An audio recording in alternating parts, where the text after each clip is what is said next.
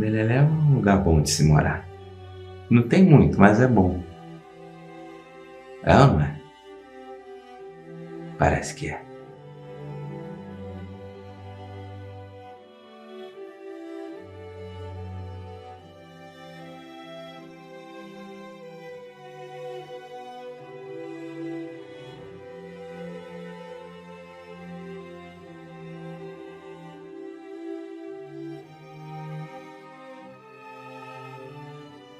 Benzinho, esse sou eu. Acorda, menino, desperta que é sol. A gente costumava assistir o pôr do sol toda semana.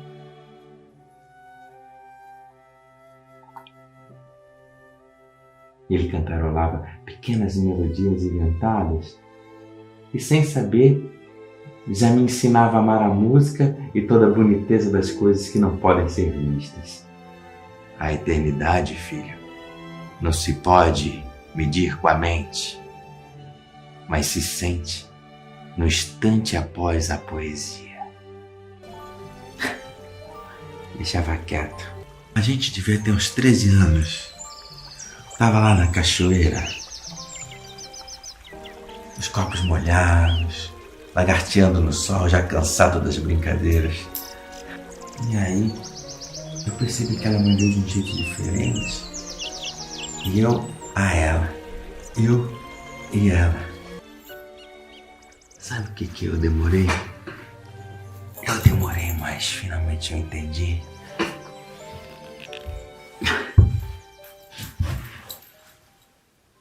Eu te amo, Glóris. O barquinho foi descendo rumo àquele mar agora cristalino. Lá no céu, o alaranjado apenas cortado pelo azul, deixando aquela tempestade toda para trás.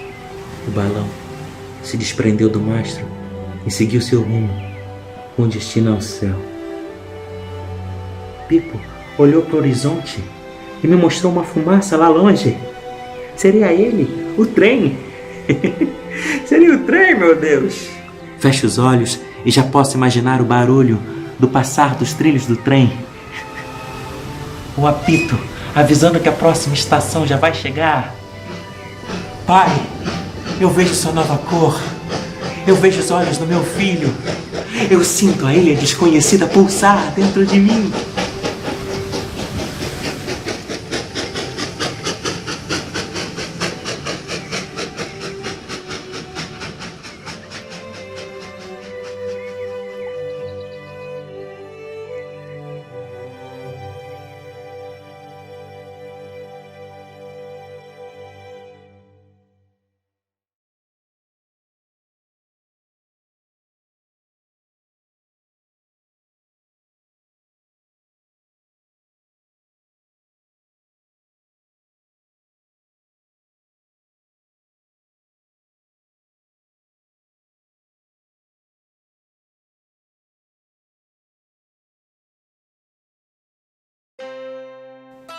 Tem história que precisa ser contada.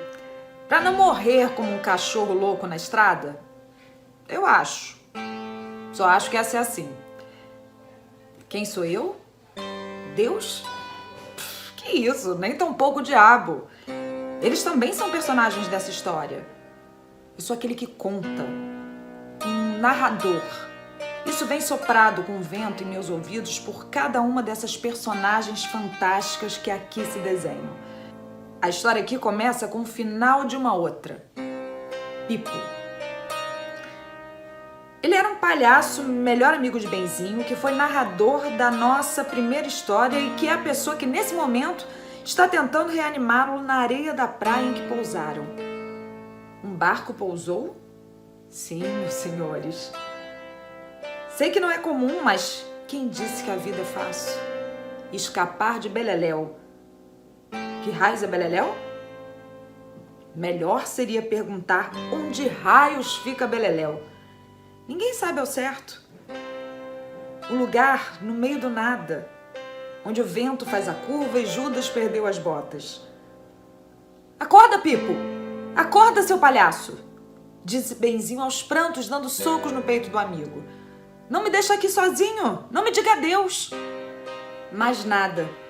Um último suspiro e desfaleceu nos braços do amigo. Primeira vez que Benzinho viu alguém morrer. Não parecia certo isso. Alguém tão bom morrer assim? O balão no céu estourou na hora, como se sua alma tivesse desprendido do corpo. Adeus.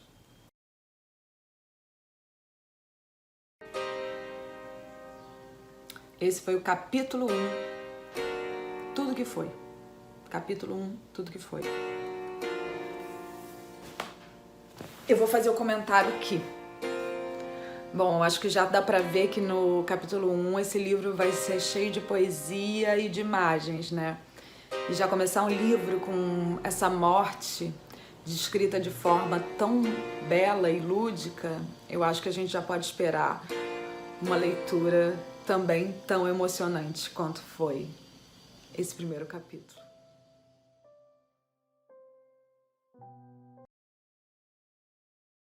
Benzinho completou a cerimônia falando: "Te amo, meu amigo. Tenha certeza de que nunca me esquecerei do seu gesto, da sua doçura, das palavras não ditas, da sua coragem. Sem você estaria até agora em Beleléu ou dentro das profundezas da correnteza de Oz. Descanse em paz, ou qualquer coisa nesse sentido." Quase silêncio.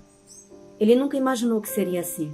Não era assim que ele e Clóris imaginaram quando crianças, que seria quando finalmente pisassem fora de Beleléu. Mais tarde, Benzinho viria a saber que pouquíssimas pessoas se aventuram até aquelas bandas. Esse mar é amaldiçoado, dizem muitos, porque sabem que a correnteza de Oz não perdoa quase a totalidade de quem ousa enfrentá-la. Então permanecem onde estão. Bom, ele tinha um bilhete, uma dica de onde poderia encontrar Clóris. Não era ali, certamente. Tinha um pouco de tudo nessa caminhada. Medo do que poderia encontrar, medo de morrer ali por algum animal selvagem ou tiro de carabina, e tudo então ter sido em vão. Até mesmo medo do escuro no seio da floresta, porque até onde ele sabia, nunca tinha dormido fora de sua cama e da segurança dos seus. Seria aquela noite e as próximas até encontrar um povoado, qualquer lugar entre as corujas e as fadas, entre os sacis e os pirilampos das florestas. Não sabia caçar, não sabia pescar, não sabia chongas do que era sobreviver nessas circunstâncias. Os Litang-Litang sabiam que iriam chegar estrangeiros naquela noite, que só um seria submetido ao ritual, que a morte demarca os caminhos, e são várias ao longo da vida. Sem querer entender o que tinha acontecido, ele pegou suas coisas que estavam por ali intactas e seguiu na direção que a seta indicava. Abriu caminho pelas densas folhas e encontrou o aeroplano prateado de Clóris quebrado, pousado ali. Meu amor, escrevo na esperança de um dia te encontrar novamente. Se chegou até aqui, não se assuste. Estamos bem. Nosso pouso não foi dos melhores, mas conseguimos. Estamos longe de Beleléu e um futuro de novidades nos aguarda. Pelos meus cálculos, estamos perto de algum povoado que me leve a Metrópolis, que é aonde preciso chegar e onde tenho o endereço em suas mãos. Olha lá, não desista, porque eu não vou desistir. A nossa história apenas começou. Capítulo 2 traz bastante essa busca, né? Esse rito de passagem, essa relação com a morte. É muito forte, né? O processo que a gente sabe de autoconhecimento, autodescoberta, realmente desse processo de superação, né? De encontrar a sua verdade, o seu destino. Então, a forma como o Léo escreve traz muitas imagens, é muito bonito, é muito poético, traz várias referências, né, de textos e de canções que são do acervo, né, do brasileiro, assim, você pegar alguns trechos que remetem a Guimarães Rosa, a Lully, né, e, enfim. Então, obrigada pelo convite. Gostei muito de ter mergulhado nessa leitura, nessa regência desse maestro.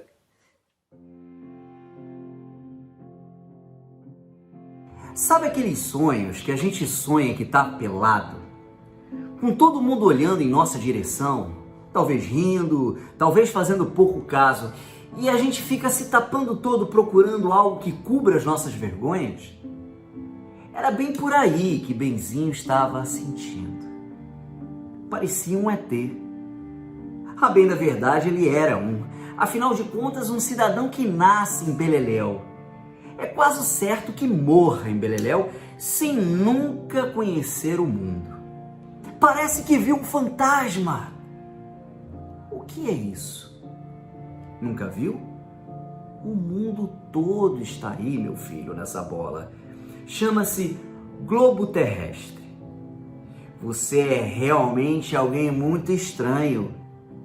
Fechou os olhos. Com a mão naquele objeto mágico, sua mente voou para outros lugares que ele nunca ousara pisar.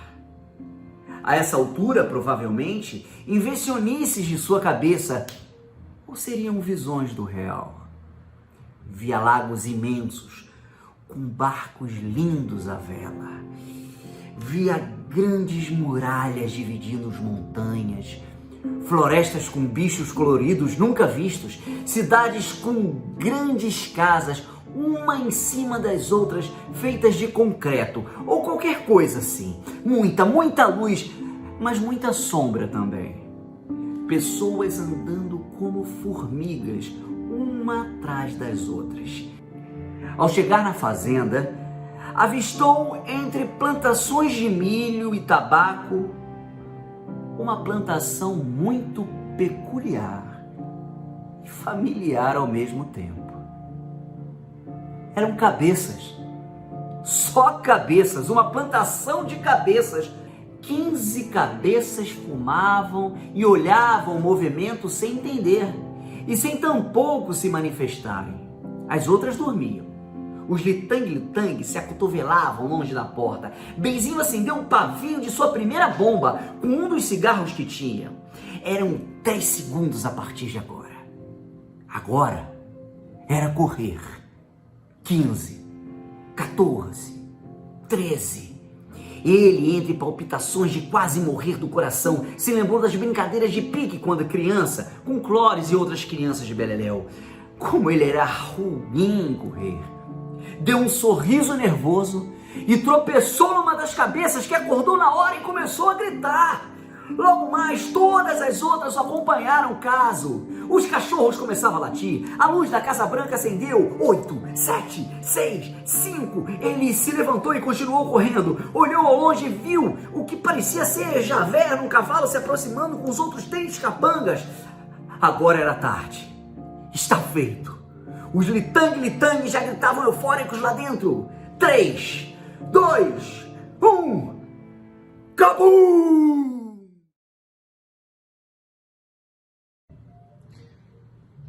A tampa da panela é o limite. Mas não é o limite matemático da derivada da integral. É o limite do surrealismo.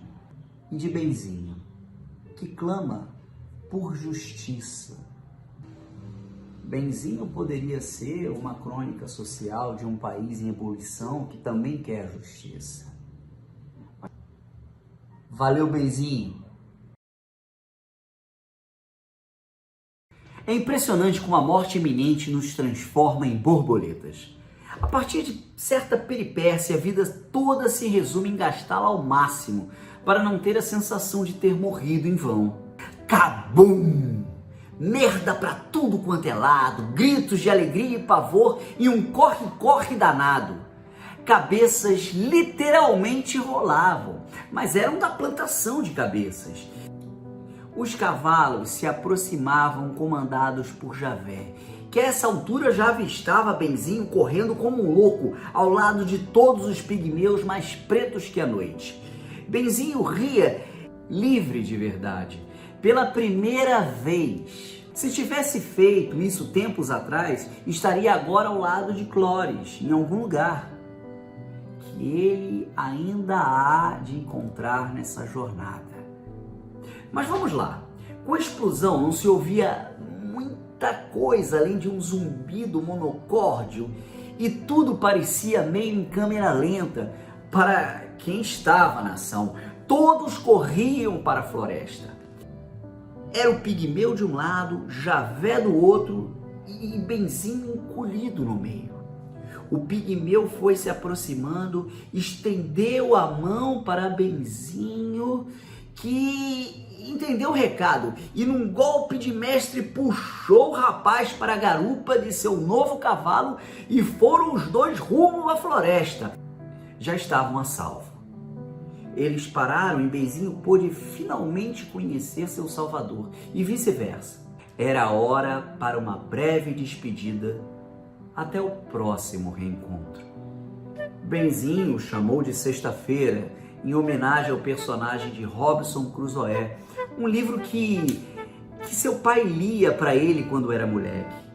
E Sexta-feira o chamou de Caelocan, que em sua língua queria dizer milagre.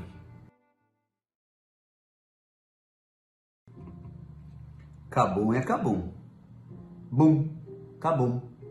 Cabum é o ponto de ebulição. É onde chega o resultado da pressão daquela panela que explodiu, que clamava por justiça. Então, é a hora de mover o carro em direção a um futuro. Em direção àquele futuro que Benzinho não sabe se está escrito ou se vai ser descortinado ainda no futuro incerto. Mas o mundo aguarda surpresas para o nosso herói. Capítulo 5. Metrópolis. Uma cidade de verdade, com todo o seu concreto e sua vida frenética, todas as suas luzes, riquezas e pobreza. Isso nunca tinha sido uma realidade para Benzinho. Ele ainda não a havia conhecido, mas era Natal e fazia um frio dos diabos. Benzinho ficou um tempo sentado num banco verde que vira por ali. Ele, sua trouxa e seu pensamento de como iria encontrar Clóris em meio àquele furdunço todo instaurado. Não era bem um endereço. Estava escrito assim: Mandrágora Officinarum, Casa Secreta Metrópolis. Não se deu conta, mas estava há quase um dia inteiro sem comer. Parece que fazia sentido também para os 3 garotos que olhavam para frangos rodopiando naquelas máquinas de chamuscar galetos. Era a melhor novela que encontraram. Benzinho tirou parte do que ganhou de ordenado e comprou um frango para cada um, inclusive para ele. Voltavam só aos fins de semana para as comunidades que moravam. Ele até então não tinha ideia do que seria tal comunidade, mas estava prestes a descobrir. É preciso dar um pouco de si para se completar, entende? Os garotos ouviam maravilhados, e quando a madrugada fria já acabava, estava apenas Benzinho falando e as crianças dormindo por ali, sorrindo de terem encontrado essa pessoa, que conseguiam enxergá-los em Metrópolis. Isso não é pouca coisa. Além dos meninos adormecidos, um pequeno cachorro estava ao seu lado, balançando o rabo e oferecendo amizade. Benzinho deu um pouco do que sobrou do frango. Deus te acompanhe, Marronzinho! E fez uma festa naquela cabecinha feliz. Vou te dar o nome de Rabujo, porque você tem essa cara de bravo que não engana ninguém. E assim uma nova aliança foi feita, e os dois finalmente dormiram um pouco sentados naquele papelão de sonhos sobre as estrelas. Metrópolis, para mim, foi o capítulo mais difícil de escrever. Não sei dizer exatamente porquê, mas sim. Talvez por falar da cidade vista pela primeira vez, eu que sempre fui da cidade, eu que já nasci na cidade. Falar daquele olhar inocente sobre um lugar nada inocente. Falar sobre uma esperança que foi quase detonada, né, pela frustração de não encontrar o que ele esperava encontrar ali. Ao mesmo tempo, Metrópolis foi o capítulo onde ele consegue uma reconciliação com o ser humano. aquela amizade com os 3 meninos pobres, a vida na rua, a vida na simplicidade, o trouxe de volta para um lugar de bondade em que ele estava quase esquecendo, para um lugar de bondade que ele tinha quase abandonado. Ele acordou um pouco quebrado e saiu para passear e conhecer as redondezas. Quem sabe alguém dali sabia sobre a casa da mandrágora. Queria retribuir toda a gentileza da noite passada para os novos amigos, mas não sabia como. Não tinha um vintém dentro do bolso mais, nem para voltar para o hotel barato. A partir de agora, aliás, chegava a pensar em ficar com os garotos, nas ruas, por pura falta de opção. A fome apertava porque a ceia foi um pratinho bem modesto na noite passada e viu um saco de papel com leite e meia dúzia de pães. Aparentemente, alguém o tinha esquecido, mas ele também não perguntou e fez algo que ele nunca havia feito antes. Pensou com a barriga junto do coração. Pegou o saco num relance, jurando a si mesmo que pagaria tudo assim que arrumasse o dinheiro. Deu um suspiro aliviado e pam! Levou uma cacetada na cabeça e caiu desmaiado. Era a polícia que vinha acompanhada do dono do mercado. As coisas não iriam ficar nada bem para Benzinho a essa altura da história. Ele roubou um pão e um leite, era verdade. Mas foi só isso. Por fome e por amor. Era muito policial com arma na mão. Muita cena montada. Junto dele, mais umas 20 pessoas que foram detidas numa chamada Operação no Morro para deter bandidos e tráfico de drogas. Até esse momento, Benzinho nem sabia o que era isso. Entre negros e pardos, como ele mesmo, todos pobres, acorrentados como escravos. Foram numa grande fila e iam entrando em um veículo policial onde socavam pelo menos uns 10 lá dentro. Destino: Alcatraz, penitenciária de segurança máxima de Metrópolis. E assim foi feito. Benzinho chegou no inferno. Ele tem muitas características e muitas semelhanças com situações que a gente vê nos noticiários diariamente no Brasil. Quantas TTs, quantos benzinhos, quantos delegados nós não temos aí em cada cidade, em cada canto, em cada lugar, e quantas histórias como essa a gente não vê se repetindo diariamente. Então, quantos benzinhos como esse diariamente não são socados dentro de um furgão, ou não perdem a vida com uma bala na cabeça, ou são espancados por conta disso. Então, é uma reflexão que a gente tem que pensar, porque existe a poesia da história, mas a gente também precisa entender que a poesia da história, ela tem muito a ver com a realidade que a gente está vivendo. Então, é isso. Esse Brasil beleléu, esse Brasil de benzinhos, que a gente precisa abrir os olhos, né, e utilizar a arte para fazer refletir situações como essa e a gente tentar transformar cabeça das pessoas, mudar a forma de ver e de pensar. Não me atrevo a contar o que se sucedeu. Deixo aqui as cartas que o personagem me deu de seus momentos no Tártaro. Carta 1. Mãe, sei que essa será mais uma carta escrita para você que nunca lerá, mas espero que esteja em algum lugar desse mundo que comecei a encontrar. Que sinta essas palavras no seu coração, que me entenda no que é possível compreender.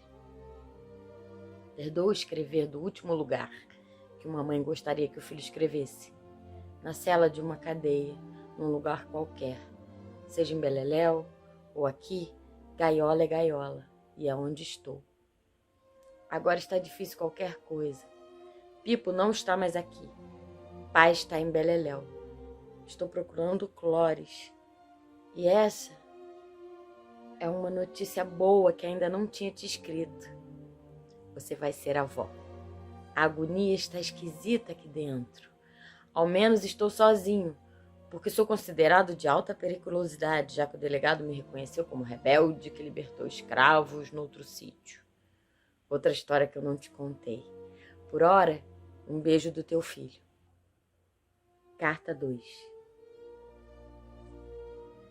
Pai, quando me despedi, prometi que iria cuidar e que nunca iria me esquecer de você. A primeira parte acho que errei na mão. A segunda é impossível não cumprir. Posso não saber o que busco, mas eu sei quem sempre fui, pai. Obrigado por mais essa, por me manter são em meio a esse inferno aqui, essa gaiola de passarinho em que eu fui me meter. Sabe, eu fico naquele quadrado de luz de sol que entra pela janelinha, fecho os olhos e me lembro das nossas tardes, assistindo a noite chegar, sem falar nada. Porque você nunca falou muito. Então meu silêncio aqui é a sua presença para mim. É a certeza de que eu verei outros entardeceres ao lado das pessoas que eu amo. Eu te amo, pai. Aconteça o que acontecer, eu te amo. Carta 3. Para Clóris e nosso filho ou filha. Amor, sua barriga deve estar grandinha agora. Queria que soubesse que estou à sua procura. À procura de vocês. Até mesmo na procura de quem eu sou. De quem eu posso me tornar a partir de onde estou. O que fica de mim?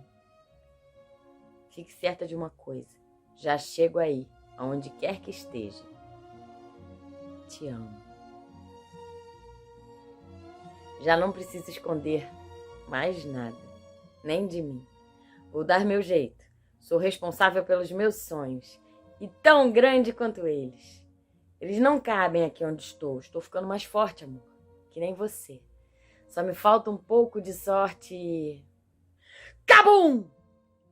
Novamente, e separado por 3 capítulos, Benzinho abre o olho cheio de poeira e vê na sua frente sexta-feira, montado num grande cavalo, segurando o rabujo e estendendo a mão para Benzinho. Ele veio te salvar. A liberdade tem gosto bom. Tem gosto de sorte.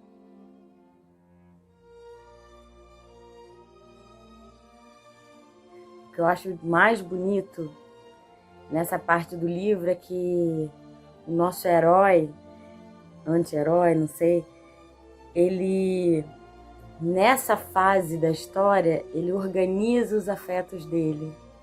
Ele pinta de várias cores cada relação importante que ele tem. E isso é muito forte, porque é um capítulo que fala na palavra, mas também fala no silêncio. E a gente, como espectador, consegue visualizar tudo que ele está dizendo para o outro e tudo que ele está dizendo para ele.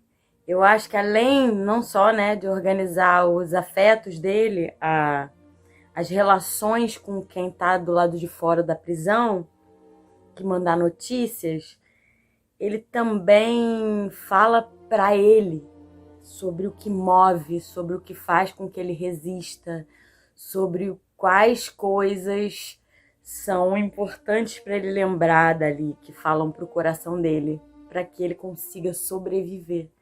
E a gente vê claramente que o que constrói esse personagem é o amor. E ele organiza nessas cartas esse amor. Agora, passado o susto, posso contar. Foi bonito. Bonito ver no meio de uma clareira na floresta os Lintan abraçados em círculo com o Benzinho ao centro. E o principal, um bilhete portado por sexta-feira da tal da Casa Secreta, Mandrágora Oficinário. Como os Lintan conseguiram isso? A carta dizia o seguinte: Meu amor, sei que se esta carta chegar em suas mãos, você provavelmente já entendeu, como eu, que o mundo não é brinquedo, que ele é muito maior que a nossa vista alcançava em Beleléu, que tia Tetê não é de forma alguma a única cabeça bizarra que existe plantada no meio das praças desse mundo, que muita coisa está para acontecer e está acontecendo o tempo todo, e o tempo todo rodando e modificando numa vertigem que não consigo ainda dar conta. Você já viu o tamanho dos países no globo terrestre? Espero que não tenha enfrentado muitos leões pelas ruas dessa cidade. Espero que esteja bem, meu pequeno amanhecer. Que esteja com algum dinheiro e que não tenha ainda sido enganado ou machucado por ninguém. Quero te contar um segredo. Em breve conhecerei um trem. Sim, um trem. Como os que sonhava tanto em ver. Como os que vamos estar juntos em breve, se Deus quiser, indo para o nosso futuro. Vou para uma cidade universitária. Lá consigo trabalhar e estudar até que nossa filha ou filho nasça. Lá tem o trem. A gente chega de trem. Dizem que tem praia também e que sempre é calor e bate sol, do jeito que a gente gosta. Que tem teatro, cinema e tudo mais que a gente nunca viu. O nome da cidade é Sete Mares e fica depois do deserto de Raios que o Parta. Os Lintan tinham outra surpresa para o jovem. Era um balão? O céu estava azul e era um dia bonito, até mesmo para morrer. Mas não seria aquele dia. As coisas pareciam valer a pena. Existe sempre algo muito maior do que a gente enxerga.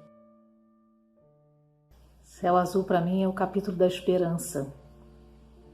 Esse movimento de olhar além das nuvens, estar acima das turbulências, passar por cima, né? De ver tudo ficar pequeno, os problemas, os obstáculos.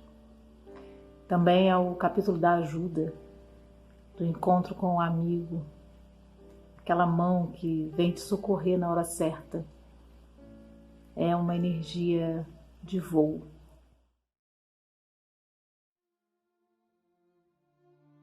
Rabujo olhava para baixo incrédulo, e a montanha era alta por demais. Realmente, se não fosse o balão, iriam demorar uns meses para chegar até o topo. Agora era questão de minutos, e já conseguiam ver uma pequena aglomeração no platô que surgia no cume da montanha. Rabujo não disse uma palavra, afinal de contas era um cachorro. Agora era questão de pensar rápido, pois a parada era logo ali. Benzinho amarrou Rabujo e as provisões em seu corpo com um pouco de corda que estava por ali. E assim que passou, à altura de um ser humano, em cima do descampado, no alto daquela montanha, se jogou do balão para o chão do platô com tudo. Caiu no meio da multidão e viu o balão subir sem parar, até sumir nas nuvens. Certamente, ali era Raios que o Parta. E aquela também certamente era a Comunidade do Amanhã, seita mística comandada por JJ, que acabou de ser salvo sem saber por um estranho chamado Benzinho. Quem deu a coronhada? Qualquer um dali. Fazia parte da lei para pessoas não convidadas, independente do que elas faziam, como se viu. Ao fim do dia, recolheram-se para uma oca sagrada e trancada no meio do platô, cheio de oferendas de frutas, ouro e prata. Restava um jeito de sair dali com Rabujo e saber antes se Clóris ainda estava por lá em meio àquelas mulheres de branco. Súbito, um barulho de pancada lá fora e de pessoas caindo. O que seria? Abre a porta da oca e aparecem duas mulheres de branco, um pouco sujas de terra e sangue, segurando duas cabeças que as vigiam, mas desativadas fora da terra. Benzinho não dormiu aquela noite. Como conseguiria? No dia seguinte, tudo pronto para o grande evento. Contratos assinados, todos os homens nus virados para o fogo em fila, 28 para cada lado. Atrás deles, suas respectivas mulheres vestidas de branco, como sempre, com exceção de 10 mulheres solteiras, que seriam exterminadas com explosivos logo após a cerimônia do alojamento. Jim e Benzinho estavam com uma pequena tanga, cobrindo suas partes. Benzinho, conforme o dito de Joana, amarrado numa cruz, numa rampa, no centro do buraco do vulcão, ao lado de JJ. Dizia JJ para todos que ninguém conseguiria ouvir sua voz santa. Jim falou: ao conversar com vocês, percebi que esse lugar foi a melhor coisa que já aconteceu em suas vidas. Não se entreguem às lágrimas e à agonia. Nós somos os visionários que deixaram para trás os confortos da vida urbana e se mudaram para o topo da montanha, perto desse vulcão Zeitgeist, para criar um modelo de comunidade para o resto do mundo. A morte é apenas uma viagem para outro plano. Estamos cometendo esse ato de suicídio revolucionário em protesto contra um mundo desumano, como a volta do útero de sua mãe. Assim seja. Benzinho já estava suando literalmente. Cadê elas? As 10 que seriam vitais para sua salvação. Joana, Diana e todas as outras 8 chegam nos jipes completamente armadas com as armas que os homens deixaram no monumento do quilômetro anterior. Num dos carros, os 2 capangas rendidos completamente mobilizados. As 10 rebeldes apontaram as armas para que aqueles homens nus se rendessem e livrassem suas amigas e esposas desses senhores de uma morte certa e forçada. Elas, na mesma hora, correram para dentro dos jipes. Joana, no 4º jipe, levaria Benzinho e Rabujo para o início do deserto, e dali as coordenadas para chegar à linha férrea, que os levariam para 7 mares, onde estaria Clóris, finalmente, e sua busca teria fim. Será? É uma odisseia. O emaranhado de coisas que estão acontecendo, porque muitas coisas acontecem, muitas coisas muito rápidas e muito sensacionais acontecem nesse capítulo. E ele compartilha com a gente a torcida, uma torcida velada, porém não velada, não tão velada. E também uma pequena crueldade de já saber o que vai acontecer, mas deixar a gente sofrer um pouquinho porque é importante. Então é isso, é muito eletrizante esse capítulo. E ainda com todas as referências muito bonitas que tocam a gente no coração, que eu vejo muito claro uma coisa... 100 Anos de Solidão, Luna Clara e Apolo 11, A Odisseia. Então, assim, são livros que mexem, que mudam a temperatura do corpo da gente. Eu sinto meu rosto ficar quente, ficar gelado, meu coração disparar, eu sinto calor, sinto frio, sinto vontade de chorar. Então, assim, esse capítulo resume muito bem o que o livro todo faz com a gente. E foi uma honra. Era dia de sol. Benzinho estava numa praia distante, sentado confortavelmente em sua cadeira. Óculos de sol, cabelo molhado. Ao longe, uma criança de uns 7 anos se aproxima. Cabelos encaracolados e castanhos como os de um anjo. Olhos de um mel profundo e límpido, como um cristal polido. Chama para brincar na areia. Construiu uma mistura de dragão e monstro marinho com a ajuda de um pequeno graveto, pedras e conchas por ali. Cabelos molhados e corpinho já vermelho de sol. Eles riem e começam a brincadeira. Depois de um tempo, correm para a água gelada em direção às ondas. Juntos e abraçados, eles saltam toda a marola que se aproxima como se fosse a mais alta onda do Havaí. Uma voz de mulher chama na areia. Era Clóris, que estava caminhando e veio ver a farra dos dois. Estava linda, com um maiô cor de sol, uma flor no cabelo. Eles vão também correndo na distância que os separa, gargalhando numa pequena competição. Quando Benzinho ia abraçá-la junto de seu filho, ele acorda desse sonho bom. Deserto de Quimera, 18 horas. 2 dias comendo muito pouco e bebendo menos ainda. Garantia mais alimento a Rabujo que a si próprio. Se for preciso morrer 1000 vezes, ele estaria disposto. Já havia morrido em torno de umas 20, pelo menos, desde que sua aventura começou, pelas suas contas. Benzinho agora era um homem, não mais um menino. Isso somente a dor ensinou. Quando o dia se fez, muitas pessoas os observavam. Tomou um susto. Então, quando tem esse filho de cabelinhos cacheados, né? Que a gente lembra muito do filho do Léo também, né? Então tem essa relação dos afetos que o cercam e que aparecem nessa escrita, né? É uma gama de saberes abordados nesse livro que parece tão fininho, tão simples, mas que traz tantos arquétipos e tantas imagens, né? E o capítulo 10 fala desse movimento do pós-morte, né? De quando você já passou por tantas situações e renasce, resiste e tá ali pronto para que a roda gire e de fato se encontre, né, a luz no final do túnel. O Grande Circo Miraculous. Era esse o nome do circo mágico que aparecia quase do nada em alguma cidade de algum lugar remoto do mundo.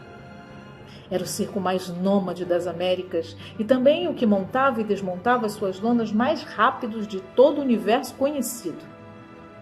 Dizia a lenda urbana que ele aparecia sempre no deserto de Quimera, perto da linha férrea antiga, para aprontar algum número novo sem ser espionado por ninguém. Assim foi. Benzinho achou que tinha morrido. Imaginem só, numa noite sem luz, você caminha por um longo tempo sem olhar um palmo à sua frente, adormece e acorda com muitas pessoas em figuras coloridas. Qual o seu nome, filho? Falou a mulher barbada assim que conseguiu levantá-lo. Sorriu, porque logo ali atrás era a linha férrea que o levaria para 7 mares. Então, existe mesmo trem. Um futuro para os 2. Um futuro para os 3. Um futuro de verdade e fora dos muros invisíveis de Beleléu.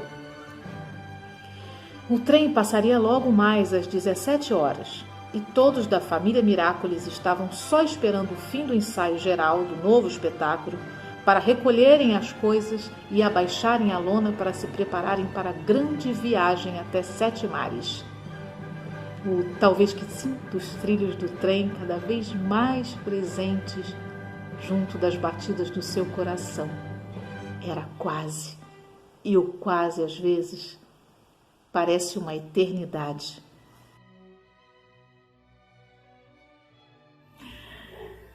O Grande Circo Miraculous. Nossa, o sonho tornando realidade, a manifestação de tudo que estava na alma, no coração, na imaginação, na imagem. Consegui chegar ali pertinho, tocar. O circo é magia, é família, é encontro, é roda, é força. Muito interessante, né? Que nesse momento que ele encontra o circo, ele estava tão debilitado, tão fraco, mas ele tirou uma força. O texto fala isso em algum momento, né? Que tira força não sabe nem de onde. Essa força vem do encontro com a magia da arte, a forma diversa de ver o mundo. Capítulo 12. Talvez que sim, talvez que sim. Fecho meus olhos e já posso ouvir o seu passar nos trilhos e o apito avisando que o trem já vai chegar. Pensava Benzinho num déjà-vu de outras estações. Era como no sonho que ele teve muitos anos atrás, coração acelerado, com aquele garanhão de ferro chegando, uma fumaça ao longe. Mas agora parece certo. como tudo que sequer parece. Um cheiro de carvão. É ele chegando, o trem de ferro. Benzinho, entre sobressaltos de felicidade, acompanhado de rabujo, pede desculpas internamente por não ser como tinha sonhado na sua primeira vez. Gostaria de estar ao lado dela, num daqueles bancos de couro vermelho. Não levou nada além de rabujo, pois a essa altura só tinha vontade de ser alguém melhor junto de sua família. Foi o último a entrar. Queria curtir cada momento, olhar todo o detalhe daquela maravilha da mecânica. Como seu pai iria se encantar com aquilo. Sim, existiam no mundo coisas mais modernas, mas ele nem o mundo conhecia ainda. Só teve uma prova. Agora era um novo início, uma chance de consertar as coisas, uma vida a ser vivida. Respirou fundo e pisou no trem. Villa-Lobos tocando aqui enquanto escrevo essas palavras. O vermelho lilás começava a virar noite. Uma noite das mais belas e estreladas, uma noite de lua cheia. E o trem passou do deserto para as montanhas, sobre um grande mar prateado e iluminado por esta lua. A cada ponte sobre o mar uma lágrima de alegria e liberdade. O passarinho finalmente voou, mãe. Sei que a senhora está por aí a me olhar e a me dar a bênção. Teu filho agora vai se tornar um pai, um marido para Clóris, um cidadão desse grande mundo de meu Deus. Adeus.